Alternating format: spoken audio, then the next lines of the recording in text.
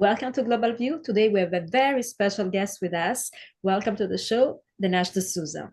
Dinesh is a renowned filmmaker, author, political commentator, whose voice has been a bold, thought-provoking challenge to mainstream narratives over time, and is today the host of the Dinesh D'Souza podcast, airing on X, Rumble, YouTube, Apple, Spotify. Thanks so much for joining the show, Dinesh. Hey guys, it's really a pleasure. Thanks for having me, and I'm looking forward to this. Nash, last time we had the occasion of meeting in person was at the premiere of your wonderful documentary Police States and Mar-a-Lago with Don Bongino. Today, many of these fighters for justice are in the position to deliver it. In particular, Don Bongino, as deputy FBI director with Kash Patel, can make a difference into what you expose to be the weaponization and governmental overreach for political motives. Do you think we will finally see justice and accountability? Yes, I hope so. I think we will. I'm hopeful and I'm optimistic. The reason for that is because these guys like Cash and Dan don't just give generic lip service to the idea of reform. They understand that the corruption in these agencies kind of goes all the way down. In other words, it's not just a matter of replacing the people at the top and thinking, oh man, the ordinary FBI agent is a patriotic, red-blooded American. No, what's happened is that they have created a very corrupt structure of incentives and disincentives all the way through the organization. And so this is going to be a street fight, if you will. And it's a case of wanting to hit it really hard and early, so that it comes back to a point that the philosopher Machiavelli made. He said, don't spill a drop of blood here and a drop of blood there over the next several years. It'll actually make your life more difficult. Go in, sort of fumigate the place, knock everything down, and then you can start rebuilding. And I think that's the right way to go. And these two guys, Cash and Bongino in particular, I think do understand that. Dinesh, what does fumigating look like in practice? Does it mean firing people? Does it mean launching criminal investigations? Does it mean President Trump should relitigate issues like the Obama spying on his campaign, the 51 intelligence officer suppressing the Hunter Biden laptop story, or is it something else? I think it's a little of all of the above. On the one hand, I think that the way you approach this is somewhat similar, by the way, to something we see with Elon Musk. And that is, when you go into an organization, you start off by giving everybody a pink slip. Everyone is fired. Start off with the fact that you now begin outside the building, so to speak. You've cleared out your office. Now we're going to hire back the competent people, the people who have proven themselves. And so I think that is the right approach. The presumption should not be that you belong here and the burden of proof is on us to show why you should be removed. The premise should be you're out. Now the burden is on you to show why you need to be part of this organization and why you can be trusted to execute its new and Trumpian mission. I think the second point is, though, that it's not enough here to do firings, particularly where there's been cases of egregious misconduct.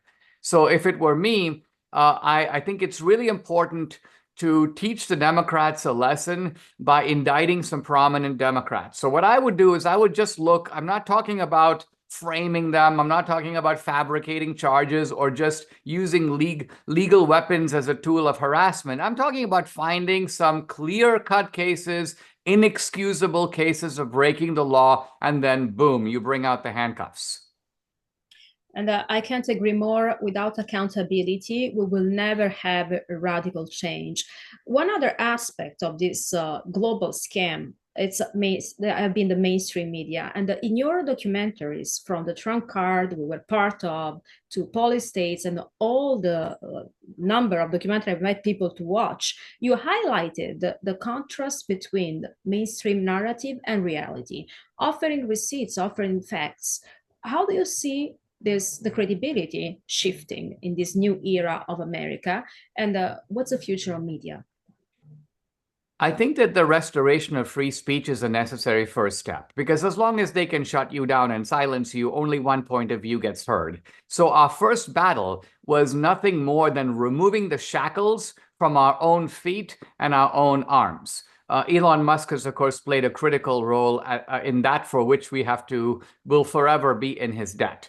But that is really only the first step, because in many cases, it's not simply a matter of free speech. They just have bigger megaphones than we do. And even if we have all the facts, we can't get them out, particularly to the middle of the road guy, the independent voter, the person who makes a difference in an election. So there's really no substitute for building out our own media. Simultaneously, we should be discrediting their media and building out our own media, because in the end, information requires pipes and it requires content. You can have the best content in the world, but if you don't have the pipes to carry the message and bring it into the homes of people, make it easy for them to access and to consume, then you've only won half the battle.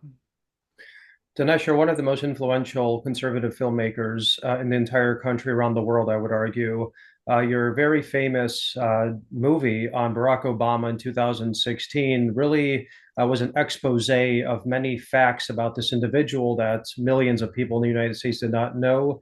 And I would argue it resulted in your direct targeting by the Obama administration. Can you kind of let our audience understand what was so sensitive about what you exposed in that film about Obama, and what the consequences for you and your family were after that came out? Well, the film itself gave a new explanatory framework for understanding Obama. Prior to the film, the view among many people was that Obama was a misguided sort of civil rights guy. This was a guy kind of in the tradition of Martin Luther King, but nevertheless, he had succumbed to some of the obfuscations of the left. And so many conservatives saw their duty as one of like educating Obama. Hey, Obama, listen, confiscatory taxes are not good for the economy. Hey, Obama, Obamacare is not a wise way to fix the healthcare system. Hey, Obama, don't give pallets of money to Iran because you misunderstand their aspirations and so on. Now, I came along and said, well, look, it's the problem with Obama is that he has imbibed at the hands of his father a third world anti-colonial philosophy in which he sees America and capitalism and the West as bad guys. That's why he doesn't like the Winston Churchill bust in the White House. If you put the assumption that Obama wants to bring down the strength and wealth and power of America, everything he's doing will make complete sense. Otherwise, you're baffled and you've got to give him economic lectures and foreign policy lectures. But if you understand his operating framework, you'll realize that those lectures aren't going to do any good. You have to understand the ideology that's driving him. So when I first said that, a lot of people, including on the conservative side, National Review and so on, were like, Dinesh, why are you going to Africa? This is a very dark, don't go there. And you're taking Obama out of America. And of course, I wasn't saying that Obama wasn't born in America. I was simply saying that his philosophy wasn't born in America. That was my point. I think today, if you watch that film, most people, certainly right of center, but probably a lot of Americans would go, you know what? That is, in fact, the Obama that we've come to know. But at the time the film was made, some of this was kind of new. And because it went inside of Obama's world, I was interviewing his brother. I was at his family homestead in Kogelo in Kenya. I think I irritated him, and he's a vindictive narcissist. And so I think in some ways I was the one who was naive. I should have realized that there's a big target on my back, and for the smallest thing, I'm going to have the FBI banging on my door, which of course turned out just a few weeks later to be the case. Absolutely. And as George mentioned, you are a worldwide recognized filmmaker who challenged the status quo and dared to expose fact of corruption within the United States. Which are the biggest challenge you faced during that incredible job for all Americans? And do you still think there is a monopoly of the film industry on the left side, or even this is shifting away?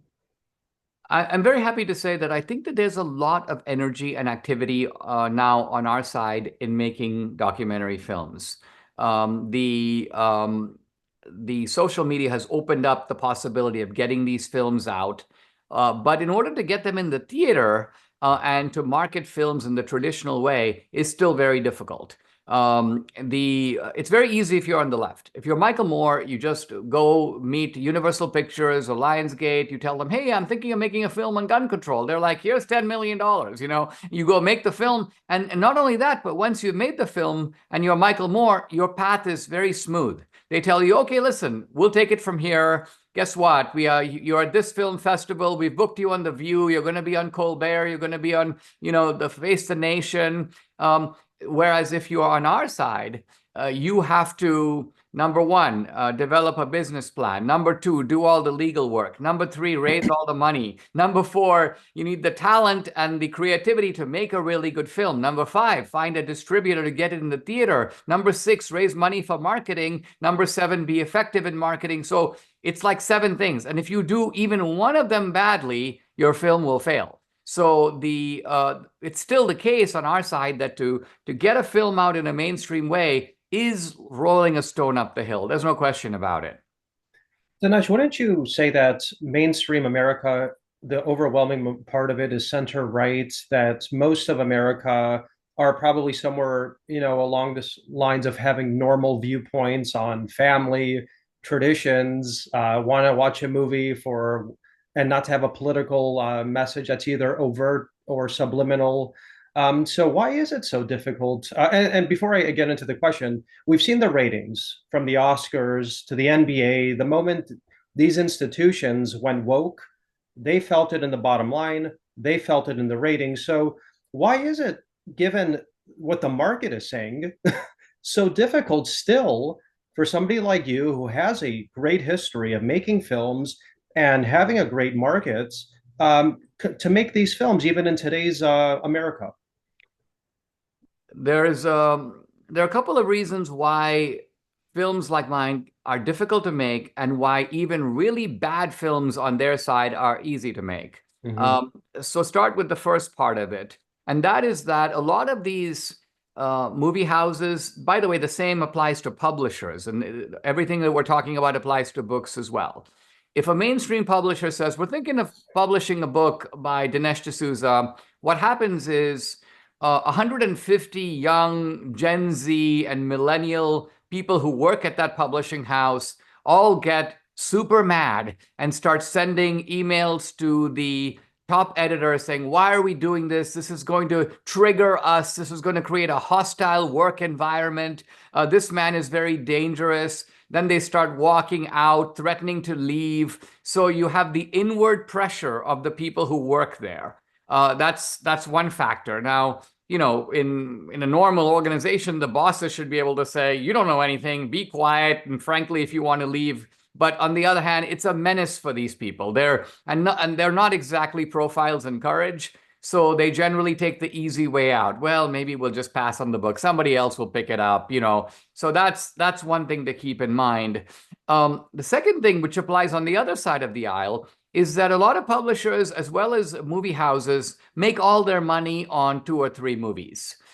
They raise a lot of money and they throw a lot of money at those movies. And those are the movies that they're going for blockbusters. But on the other hand, they have a publishing list or a movie list that's maybe 30 movies deep. So they have a lot of room to play with those 30 movies. So this is a way for them to keep people happy. And so the way they do it is they go, "Well, the LGBTQ people are at our door. Why don't we just do this gay movie? We're not expecting to make a ton of money, but we'll make it cool. Maybe it'll win, the Frankfurt Film Festival." And so they do this kind of stuff, not necessarily directly aimed at the market, but protecting their own cultural status. It definitely took away from creativity, uncensored creativity. We watch series even on Netflix where they keep pushing all the same DI narratives, right? We need to have this type of society, which is most of the time misrepresented because these people are still part of the society, but they don't represent everybody. So it's forcing on society their vision. But for some reason, I feel that there is a general awakening thanks to voices like yours who have been fighting relentlessly over the last years to give voice to those who didn't have a voice, to challenge electoral fraud as you did in 2000 Mules, and even as the mainstream media are shifting to the space of podcasts, as you do with your Dinesh D'Souza podcast show, also filmmaking is shifting to other platforms. We see film on YouTube right now, and they're pretty successful, and sometimes they have many more views than movie theaters. What do you think is going to be the future of filmmaking, and where filmmakers can pass all these steps of finding a theater, having the gatekeeper deciding either or not this content can be financed? Can we create a direct link to the consumer, the people who finally will decide what they want to watch? Yes, I think that there's a lot of promise here. Now, one of the downsides is that YouTube still has a lot of censorship. YouTube is owned by Google. Google has the resources of a medium-sized country, and so they have not yielded on the censorship issue yet. Mark Zuckerberg has yielded somewhat on Meta or on Facebook. Of course, X is a free speech platform. I'm actually hopeful that X will become increasingly a movie platform, because as long as YouTube dominates, now there is Rumble, but Rumble is smaller than YouTube by a factor of a lot. And so for example, take my podcast. I have well over millions of people on Rumble watching the podcast. I have a good audio on Apple. But interestingly, on YouTube, if you look at my podcast, it gets about 10,000 views, almost with mathematical certainty every single time. And that means and even though I have like 750,000 followers on YouTube, there's an algorithm that suppresses the podcast. So it's difficult to release a film on YouTube under those conditions. So what I'm hoping will happen is that the Trump antitrust people and the Trump Justice Department will go into YouTube and basically say, hey guys, listen, you do a lot of business with the government. In other words, use their influence, not like the Biden people to promote censorship, but to remove the censorship and allow the free market to work and allow people to compete for video content and film content and so on YouTube. Dinesh, why you mentioned this ecosystem and how you have some of these Gen Z kids who are just out there pushing back against anything that's conservative.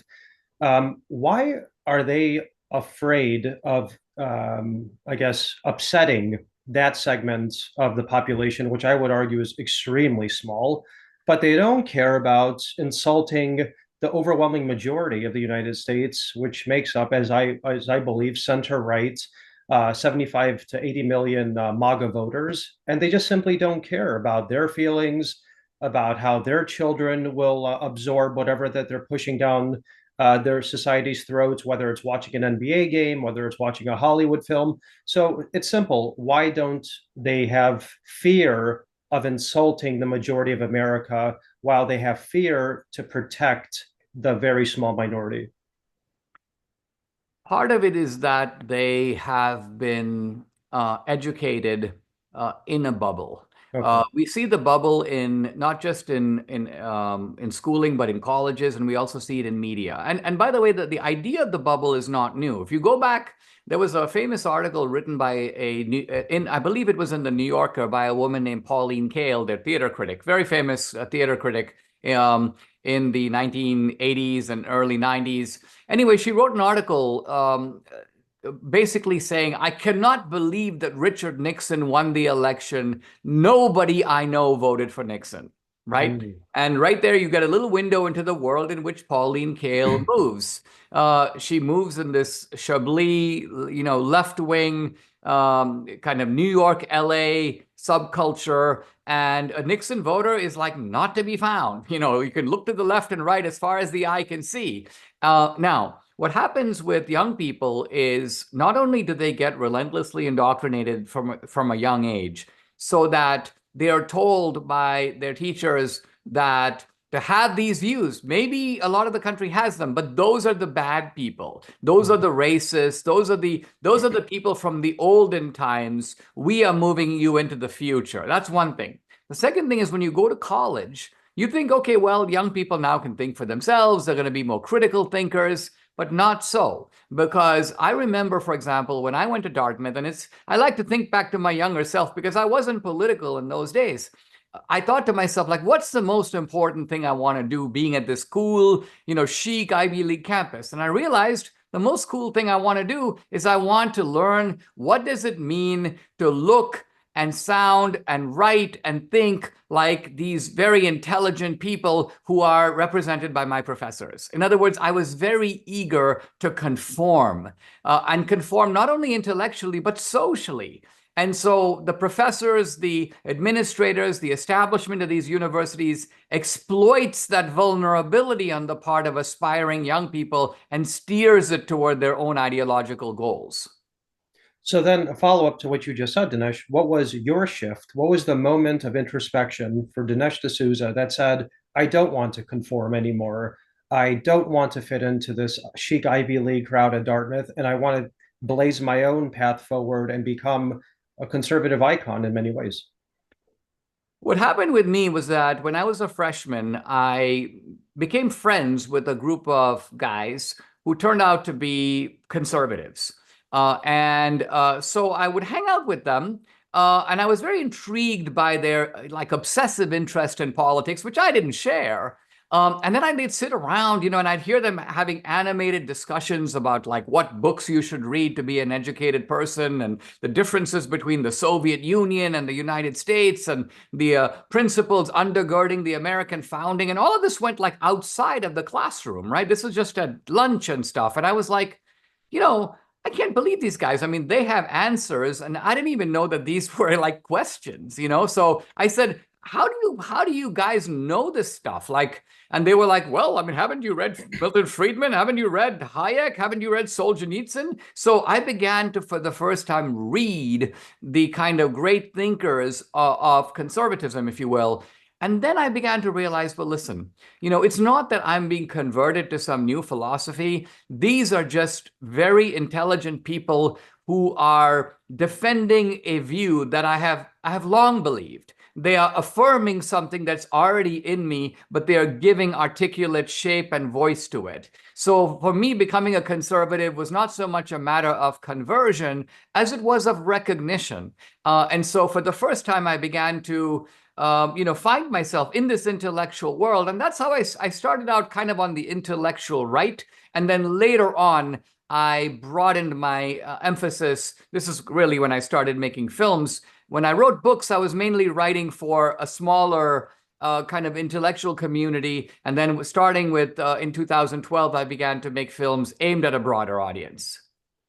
This is really the key, teaching critical thinking rather than indoctrination. And what we have seen with Joe Biden's America has been indoctrination in every single stage of human evolution, from the first year of schooling to colleges.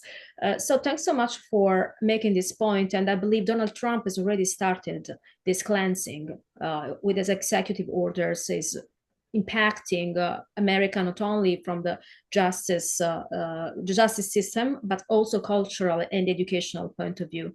What do you think if we were about to make a new film about the new landscape of America, if you're not already doing it? What would you tell today to Americans? What would be your message? Well, I think that that Trump in 2025 is a completely different force than he was in 2016. It's almost as if this is a new man.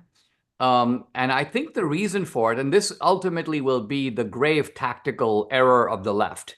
I mean, as long as the left was going after, George and Simona, and Obama is going after Dinesh, what happens is we can raise a fuss and we can raise a complaint.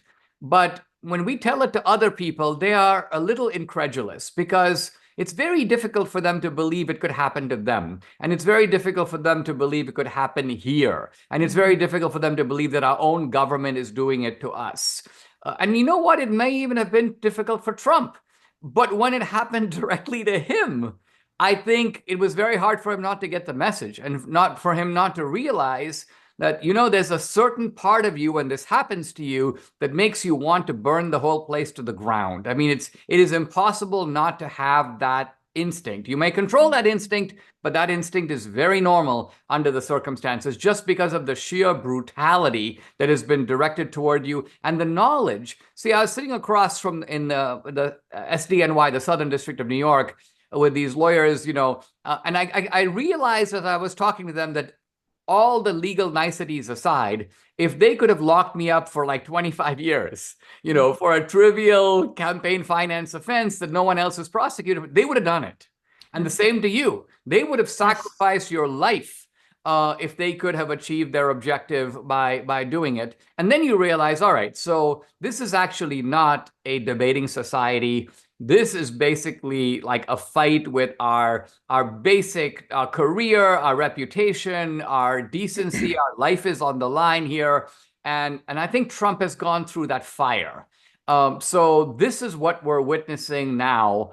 The other thing we're witnessing is that Trump has stripped open a whole new vista of the government that we hadn't seen before. I mean, even if I think back to Reagan, under Reagan, the doctrine went forth, listen, the government is divided between the career servants and the political appointees. And you know what? The political appointees change out, but the career people are there, kind of like professors who have tenure.